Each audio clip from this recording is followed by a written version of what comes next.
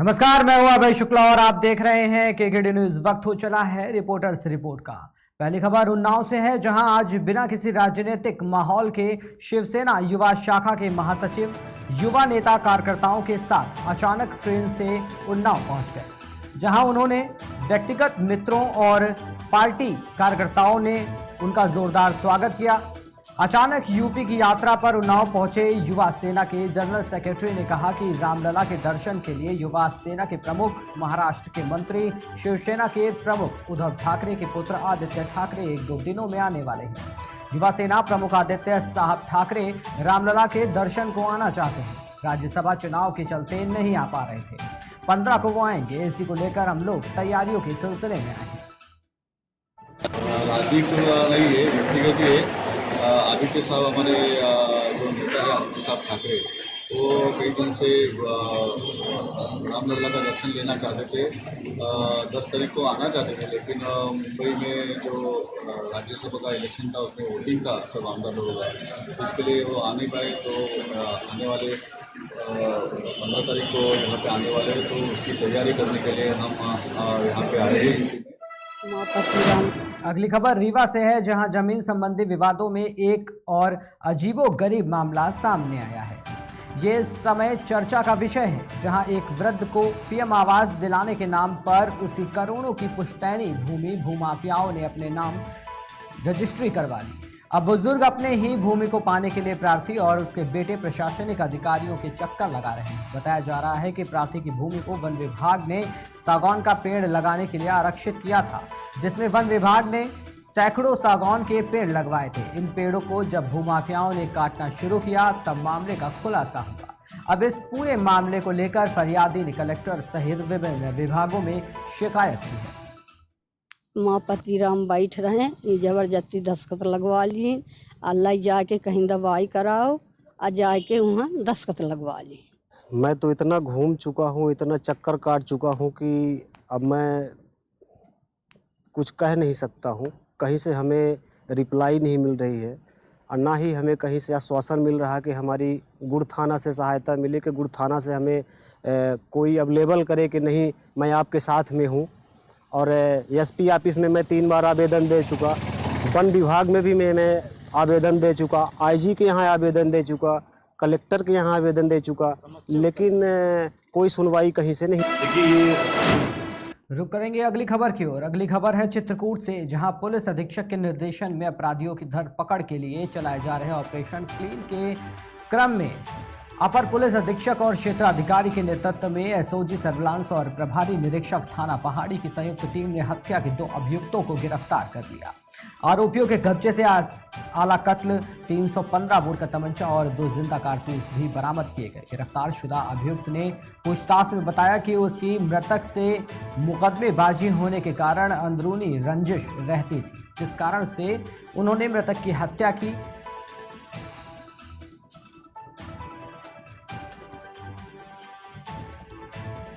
देखिए, ये कुछ दिन पहले 1 जून 1 और 2 की रात में थाना पहाड़ी में गांव पड़ता है दरसेड़ा, वहाँ पर एक जो गांव के बाहर एक गौरी शंकर दुबे करके व्यक्ति है, उसकी गोली मारकर हत्या कर दी गई थी, जिसमें कि तुरंत मौके पर पहुंचकर उसमें मेरे द्वारा भी उसमें घटना का निरीक्षण घटनास्थल किया गया था और उसमें मुकदमा लिखाया गया था।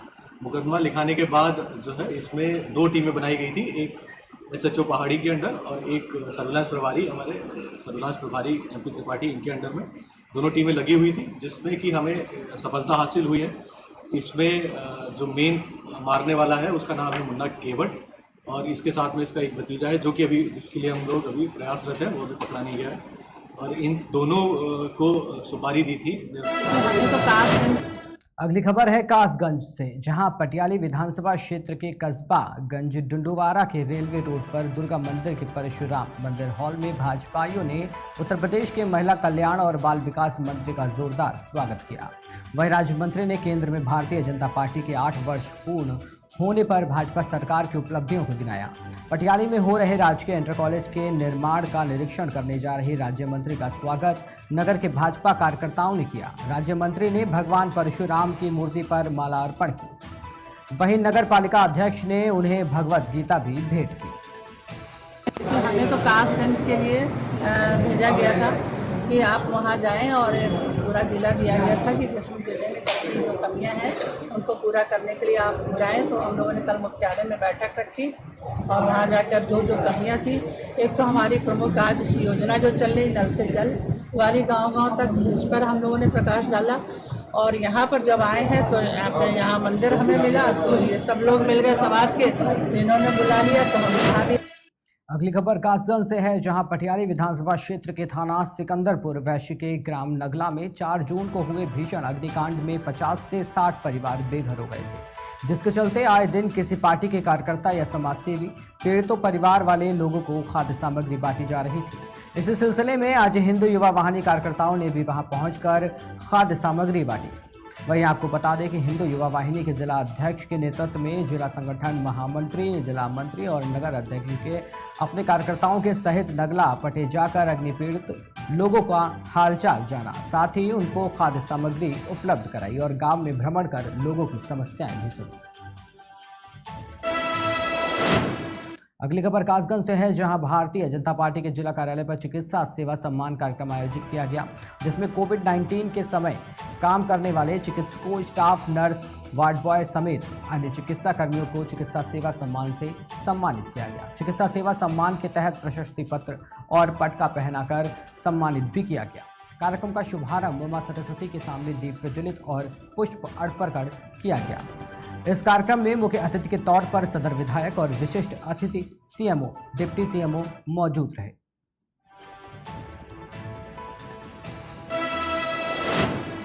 पढ़ेगा इंडिया तभी तो बढ़ेगा इंडिया, ये बीजेपी का स्लोगन है, लेकिन कोरोना महामारी के कारण 2020 और 2021 की परीक्षा नहीं हो पाई थी। हाई स्कूल और इंटर के बच्चों को ऑनलाइन प्राप्त अंकों के आधार पर अंक दिए गए हैं, लेकिन आगरा के वैजयंती देवी इंटर कॉलेज के 128 हाई स्कूल के छात्रों को अंक नहीं दिए गए, जिसके कारण छात्र छात्राओं की मेरिट नहीं बन पाई और भविष्य में किसी भी महाविद्यालय में एडमिशन और नौकरी के आवेदन में काफ़ी दिक्कतों का सामना करना पड़ेगा।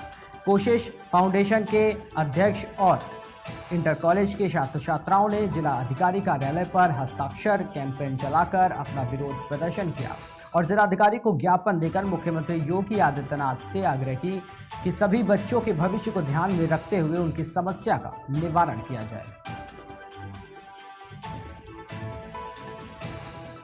नमस्ते सर, मेरा नाम सुहानी सिंह है और मैं कक्षा 12 की छात्रा हूं और हमने सन 2020 और 21 में हमारे बोर्ड के पेपर नहीं हुए थे, जिसमें हमारी मार्कशीट जो अब हमको मिली है उसमें हमारे मार्क्स नहीं हैं और जिसके चक्कर में हमारा कहीं एडमिशन भी नहीं हो सकता। तो कृपया करके नंबर हमारे मार्कशीट में दें और काफ़ी बच्चों के नंबर मार्कशीट में आए हैं और हमारी मार्कशीट ब्लैंक आई है, उसमें ओनली प्रमोटेड लिखा हुआ आया है, तो नंबर हमारे लिए मिलना बहुत ज़रूरी है। वर्ष 2020-21 में कोविड के चलते बोर्ड ने एग्ज़ाम नहीं कराए थे, उसमें उन्होंने कहा था कि हाई स्कूल के प्री बोर्ड और 9th के फुल मार्क्स हमें दो, जिससे हम बच्चों को मार्क्स दे देंगे। हुआ भी यही कि उन्होंने 9th और हाई स्कूल के प्री बोर्ड के अंकों के आधार पर बच्चों को मार्क्स दे दिए थे, लेकिन उनमें कुछ बच्चे ऐसे थे जिनको उन्होंने मार्क्स नहीं दिए। उत्तर प्रदेश को अगर हम देखें तो करीब 30 से 35 हज़ार ऐसे बच्चे हैं जिनको अंक नहीं दिए, उनको केवल प्रमोटेड लिखकर ब्लैंक मार्कशीट पकड़ा दी है, यानी कि उनके जो मार्क्स होने चाहिए सब्जेक्ट हैं उनके सामने उनके मार्क्स लिखे ही नहीं है, पूरी ब्लैंक है। क्योंकि जब ये बच्चे कहीं या तो एग्ज़ाम के लिए जाएंगे या फिर महाविद्यालय में दाखिला लेंगे या फिर कभी जॉब के लिए जाएंगे तो इनको मार्क्स के हिसाब से इनकी मेरिट नहीं। अगली खबर आगरा से है, जहां भाजपा पार्षदों को अपने क्षेत्र की समस्याओं के लिए जिलाधिकारी कार्यालय के चक्कर लगाने पड़ रहे हैं। बीजेपी पार्षदों का कहना है कि विधायक और सांसद सुनवाई नहीं करते। एक तरफ इस भीषण गर्मी के चलते लोग परेशान हैं, वहीं वार्ड 15 के क्षेत्र नगला में पेयजल के लिए जनता त्राही त्राही कर रही है। आपको बता दें कि वार्ड 15 में करीब 50 परिवार रहते हैं जो काफी सालों से पीने के पानी के लिए परेशान हैं। क्षेत्र की महिलाएं दूसरे मोहल्लों से पानी लेकर आती हैं, जिसमें काफी दिक्कतों का सामना भी करना पड़ता है। वार्ड 15 के बीजेपी पार्षद का यह कहना है कि कई बार क्षेत्र के विधायक को जनता की समस्या से अवगत कराया गया, लेकिन अब तक कोई समाधान नहीं हो सका। बीजेपी पार्षद वार्ड 15 की जनता के साथ जिलाधिकारी कार्यालय पहुंचे और जिलाधिकारी से क्षेत्र की समस्या हल कराने का आग्रह किया। जिलाधिकारी आगरा ने जनता को आश्वासित दिया कि जल्द ही पेयजल की व्यवस्था करवाई जाएगी। कमर के वाले में आए हैं, मतलब सुनेंगे तो सही है, नहीं तो आंदोलन करेंगे हम। तो समस्या क्या है? समस्या क्या है? पानी की समस्या है सबसे ज्यादा। और दूसरी बस्ती में से पानी भरने जाते हैं तो यहाँ सब लोग बर्तन ना फेंक देते, एक टाइम पानी भरते हैं और वो भी लंबर पहले सारा पानी पे भर लेते हैं, तब बाद में लंबर आता है। अब 24 घंटे में एक ही पानी पियेंगे तो यहाँ समझ लो गर्मी की टाइम है तो क्या करो, बहुत ज्यादा समस्या खराब है। क्षेत्र की बहुत सारी जनता यहाँ महिलाएं इकट्ठी होकर के पार्षद को लेकर आए हैं डीएम साहब को ज्ञापन देने के लिए। इससे पूर्व भी हमने ज्ञापन दिया है डीएम साहब को, जल निगम में, जल संस्थान में जीएम साहब को भी ज्ञापन दिया है। लगातार ये 5वीं साल चल रही है हम लोगों के पार्षदों की, लेकिन जल समस्या इतनी भयंकर रूप ले चुकी है कि नलों में बिल्कुल पीने का पानी नहीं आ रहा है। जैसे तैसे दूर दूर कुछ सबमर्सिबल लगी हुई हैं, महिलाएं वहाँ से पानी भर करके अपनी रोज़मर्रा की ज़िंदगी जीने के लिए पानी भरने जाती हैं तो वहाँ लड़ाइयाँ होती हैं, क्योंकि वो आपस में एक दूसरे के मोहल्ले बढ़ जाते हैं तो पानी लेने के लिए उनको आपस में लड़ाई होती है। मैं क्षेत्रीय पार्षद हूँ वार्ड 15 से।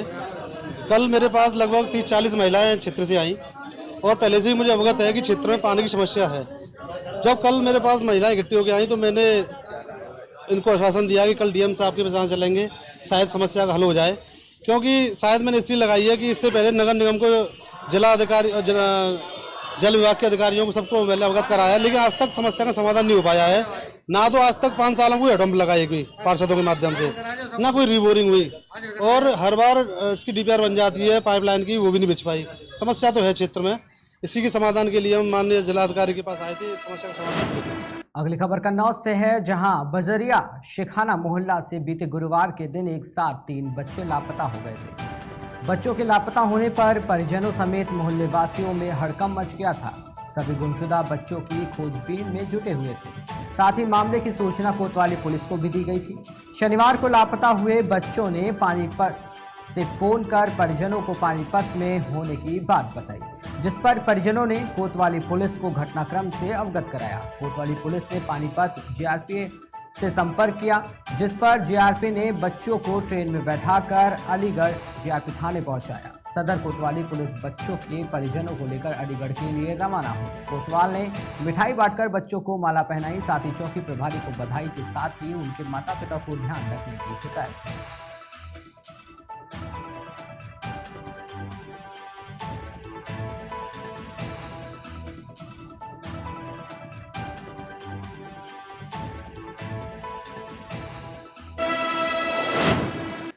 रुकते हैं छोटे से ब्रेक के लिए, कहीं मत जाइएगा, जल्द हाजिर होंगे। देखते रहिए केकेडी न्यूज़।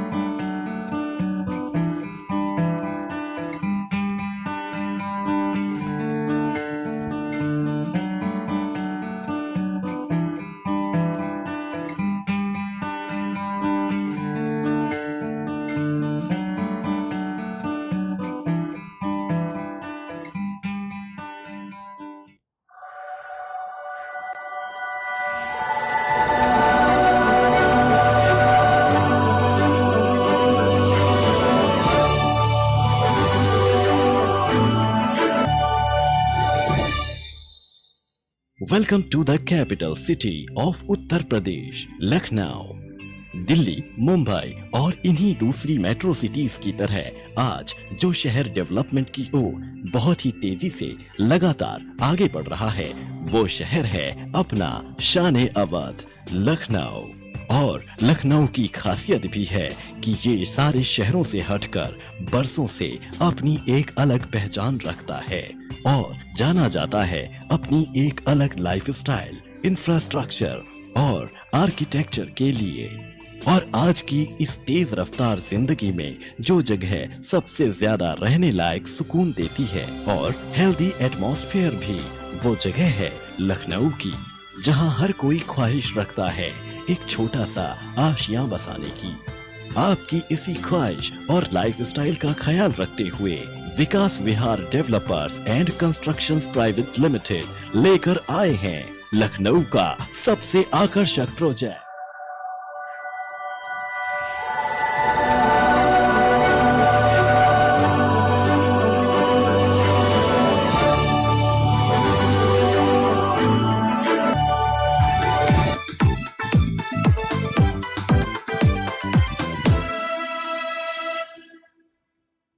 ब्रेक के बाद रिपोर्टर्स रिपोर्ट में एक बार फिर आपका स्वागत है। नेशनल हेराल्ड केस में ईडी के सामने पेश हुए कांग्रेस नेता राहुल गांधी से जांच अधिकारियों ने करीब 3 घंटे तक पूछताछ। इस दौरान राहुल गांधी से लगभग 50 सवाल पूछे गए। राहुल गांधी के जवाबों में से बन रहे सवालों के चलते ये पूछताछ लंबी खिंचती चली गई। आपको बता दें कि ईडी दफ्तर में राहुल गांधी को किसी भी तरह का वीआईपी ट्रीटमेंट नहीं दिया गया। ईडी अधिकारी ने उनसे उसी तरह पूछताछ की जैसे वे किसी आम आरोपी से करते हैं। इसे ईडी की तरफ से एक मैसेज भी माना जा रहा है कि ईडी अधिकारी हर किसी के साथ ऐसा ही व्यवहार करते हैं। राहुल गांधी के जवाब को वहां मौजूद कर्मचारी कंप्यूटर में फीड करते जा रहे थे। जांच पूरी होने के बाद पूरे बयानों की कॉपी राहुल गांधी को दी जाएगी, जिसे वे खुद पढ़ेंगे और साइन करके जमा करेंगे। इससे पहले कांग्रेस कार्यकर्ता शांति मार्च निकाल रहे थे, लेकिन उन्हें गिरफ्तार कर लिया गया और उन्हें जेल में डाल दिया जाता है, जिस पर कांग्रेस के कार्यकर्ताओं ने कहा कि भाजपा लोकतंत्र की हत्या कर रही है। देखिए, हमारी किसी से व्यक्तिगत लड़ाई नहीं है, पॉलिटिकल लड़ाई है, राजनीतिक लड़ाई है। लोगों के लिए आवाज़ उठाते हैं और जब विकास का पैसा भ्रष्टाचार में लगेगा, लोगों की जेब में जाएगा, तो फिर निसंदेह हमारी आवाज़ उठती रही है, पहले भी उठती रही है। तो उन लोगों में एक बड़ी भारी बौखलाहट हो गई, क्योंकि मोनिका राठी चारों तरफ से आवाज़ आ रही है कि वो भारी मतों से जीत रही है, इसलिए बौखलाहट में इस किस्म के बयान दे रहे हैं। और भाजपा के जो पूर्व विधायक हैं भाई नरेश कौशिक जी, उन्होंने जो माँ का दूध पिया है तो आओ फलाना इस किस्म का चैलेंज दिया है भादुगड़ी जनता को।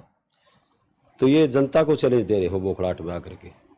माँ बहन बेटी सबकी बराबर हैं, हमने कभी इस किस्म की टिप्पणी नहीं की है, लेकिन मैं ये समझता हूँ कि शायद संस्कारों में कमी रहेगी उनके में। और भादुगढ़ की जनता 19 तारीख को दिखा देगी कि भ्रष्टाचारियों को कैसे इस कुर्सी से दूर। रुक करेंगे अगली खबर की ओर। अगली खबर है कर्नाटक से, जहां बीजापुर के चरचड़ तालुका के बरडोड गांव में गणपतराव महाराज का वेदांत कुटीर बनाया गया। गणपतराव महाराज के वेदांत कुटीर के कुंभ मेला में कलश यात्रा और लिंग स्थापना भी किया गया। बता दें कि ये यात्रा महोत्सव 2 दिन से चल रहा है। श्रीनिवास कुलकर्णी जी बोल रहे हैं। बरडोल ग्राम में समर्थ सदगुरु गणपतराव महाराज जी के एक मंदिर स्थापित हुआ है। उस मंदिर में लिंग का स्थापन किया है और शिखर पे कलशारोहण किया है। यह कार्यक्रम वेदांत कुटीर में हुआ है। ये कार्यक्रम 2 दिन के कार्यक्रम हुआ है। इस कार्यक्रम में बहुत सारे लोग उपस्थित थे। इसमें बहुत सारे सत्पुरुष अपने वेदवाणी से हम सब लोगों को बहुत तरह से अगली खबर है एटा जिले से, जहां पर किसान परिवार पर अत्याचार का मामला सामने आया है। आपको बता दें कि कोतवाली अलीगंज में एक किसान की जमीन पर दबंग कब्जा कर रहे थे। इसका परिवार ने विरोध किया तो उनके साथ बर्बरता की गई और पुलिस को फोन किया तो पुलिस नहीं आई। इसके बाद पुलिस वालों का कहना है कि इन लोगों के ऊपर बड़े लोगों का हाथ है, पुलिस इन पर कार्रवाई नहीं कर सकती है। मैं अपने खेत पर सुबह भरने के लिए गए तो ये राजेश वर्मा और भगवान सिंह ने मुझे बहुत मारा। मेरे खेत पे ज़बरदस्ती कब्जा करना चाहा। जब मेरे बच्चों ने वीडियो बनाई तो मोबाइल छीनकर अपनी जेब में रखकर ले गए और मेरी बहुत बेइज्जती की, मुझे नंगा कर दिया और मुझे ये देखो मारा है इतना। और देखो बहुत बेइज्जती की। उसके 5 भाई थे और 8-10 लोग थे। सब लोग मुझ पर लिपट पड़े और मेरे ससुर को भी बहुत मारा है। मेरे खेत पे अवैध का कब्जा कर रखा है भगवान सिंह लोधी राजपूतों ने। और मेरे खेत, जब मेरे बच्चे खेत पे आज पानी लगाने के लिए गए तब उन लोगों ने मेरी बीवी को, मेरी बहन को, मेरे छोटे छोटे बच्चों को मेरी बेइज्जती की और लाठी डंडों तमंचों से बहुत मारा। छाती बैठ के मेरी पत्नी की बेइज्जती की, नंगा कर दिया। और इसके बाद मुझे जान से मारने की धमकी दी। मैं वहाँ पे मौजूद था नहीं और मेरे पीछे मेरी बीवी मरी की तरह पड़ी मिली। फिर मैं वहाँ से मेरे पिताजी लाए। मैंने पुलिस बल को फ़ोन किया, मुझसे कह दिया मैं अभी नहीं आता। फिलहाल इस वक्त के रिपोर्टर्स रिपोर्ट में इतना ही। देश और दुनिया की तमाम खबरों की जानकारी के लिए बने रहिए और देखते रहिए KKD न्यूज़।